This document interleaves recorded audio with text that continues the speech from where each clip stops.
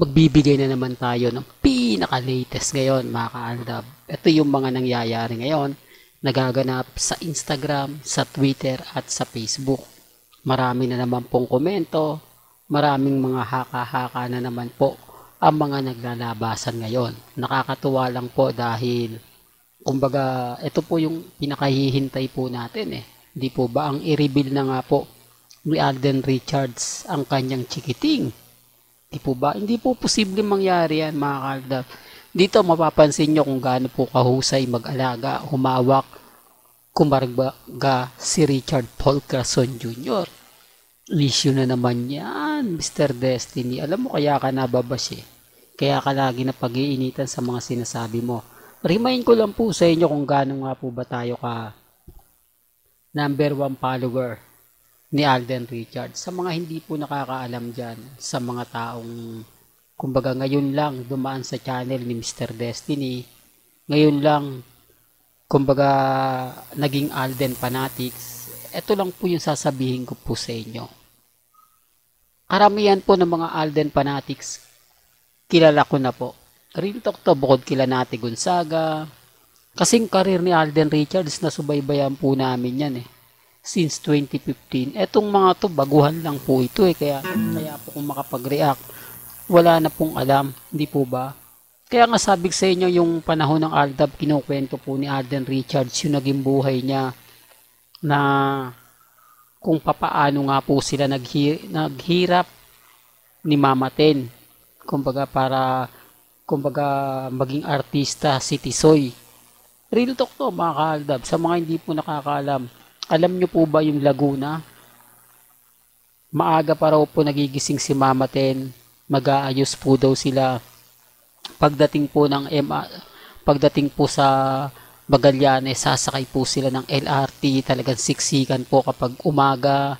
Rush hour daw po mga kaaldab. Talagang doon mo makikita yung pagod. Wala pa po silang sasakyan no. Nagko-commute pa lang po sila. Kasama, si Mama Ten po kasama niya na po talaga yan. Yan po yung talaga nagbigay sa kanya ng inspirasyon. Para lang po malinaw sa inyo kung ano po yung buong kwento ni Alden Richards at ni Daddy Bay. Kaya hindi nyo po pwedeng sabihin na hindi namin kilala si Alden. Kumbaga parang ganito ganyan. Hindi po. Kaya nga po si Alden, malaki respeto niya sa Aldab eh. Malaki ang kumbaga nagawa po ng Aldab Nation. Hindi po ba? At doon po sa mga nagsasabi na kumbaga kailangan ng kumbaga basbas ng GMA paggagawa ng pelikula si Alden, etc. etc. Hindi na po kailangan ng basbas. Ulitin ko, freelancer na po siya. Nakagawa nga po siya ng collaboration sa Viva Films eh, kay Julia Barreto. Nagpaalam po ba siya? Although nagpaalam siya, pero nasa kanya pa rin po desisyon kung sasabihin niya o hindi. Kasi may karapatan na nga po si Alden na gumawa ng pelikula sa iba. Meron na nga po siyang international eh. Yan ang sinasabi ko na meron nga pong management na GMA Films ang GMA Kapuso. Pero depende pa rin po yan kay Alden. At sa mga nagsasabing may kontrata po si Alden, common sense na lang po. Kung may kontrata to, lagi nyo pong mapapanood yan sa All Out Sunday. Hindi po ba? Maalala nyo po pa hindi pa napipinish yung contract ni Alden? Hindi po ba lagi siya nasa All Out Sunday? Hindi rin talk to mga kaaldab. Kung matatandaan nyo.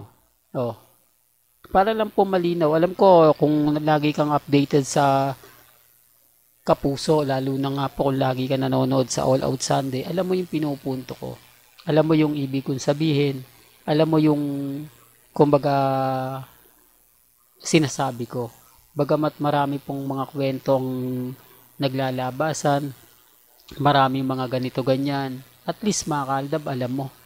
Hindi po ba? Alam mo yung istorya, alam mo yung naganap, alam mo yung nangyari. Kaya doon sa mga kritiko ni Mr. Destiny, okay lang po yan. Hindi po ba? At least alam po natin ang buong istorya. At least alam po natin ang buong kwento. Hindi po ba? At dito naman po kay Mengay, sa mga ayaw pong maniwala na may bahay po, o may kumbaga mansyon po sa likod bahay ng mansyon nila Main Paul Carson. Hindi po ako namimilit. Kasi nasa likod po yun paano nyo makikita. Di po ba? Lalo na po kapag sarado yung gate. Pero bakit nga po alam ni Mr. Destiny? Bakit nga po ba, kumbaga yung mga bagay-bagay na ganyan? Nakapunta na po kasing Aldab dyan. Tsaka yung mga kapitbahay po niya, Aldab Nation din po yan noong mga panahon na yon. Dahil alam nyo naman po, na marami talagang natuwa, naging masaya. Nagulat nga po sila yung mga taga Bulacan na dating pumapasyal ang Aldab doon, nakipagchika-chika. Hindi nila ine-expect na kumbaga mapupunta ang pamilya Mendoza sa Eat Bulaga. Si Mengay sisikat sa Eat Bulaga. Real talk to. Sabi nga po nila dati pinanonood lang nila yung Eat Bulaga.